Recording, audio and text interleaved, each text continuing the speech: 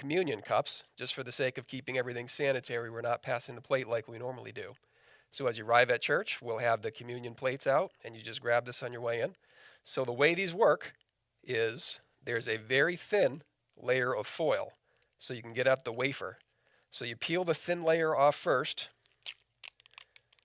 get the wafer. I know this looks like one of those sealed for freshness kind of packets. It's not. It's the communion bread, the wafer. It's not what we're used to, but that's just the adjustment we had to make. So that is the bread, which of course represents the body broken for us.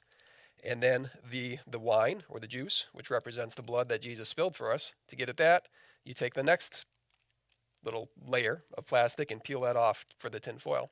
And that's how you get at the juice. If you try to peel the juice first, you're going to make a mess. It's not going to work. Make sure you get that thin foil layer first to get at the bread. All right, so let's talk about the Last Supper. If you have church attendance in your background at all, you're probably familiar with communion.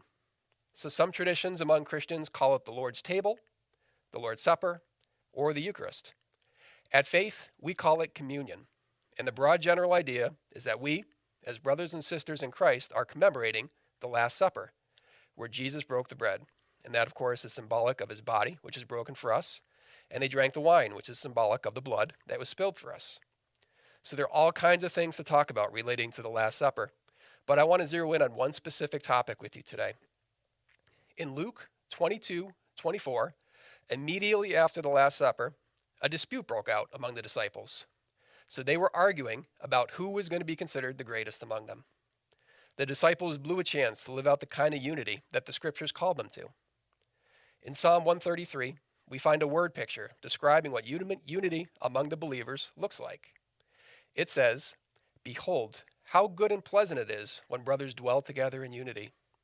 It is like the precious oil on the head, running down on the beard of Aaron, running down on the collar of his robes.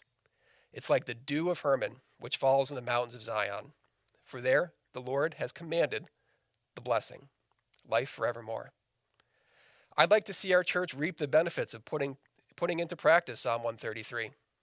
So just like the mountains of Zion mentioned in the Psalms depended on dew for their fruitfulness, the church depends on our unity for its fruitfulness. Think back to the last argument you had among your brothers or sisters. Do you really want to come to the communion table with that left unresolved?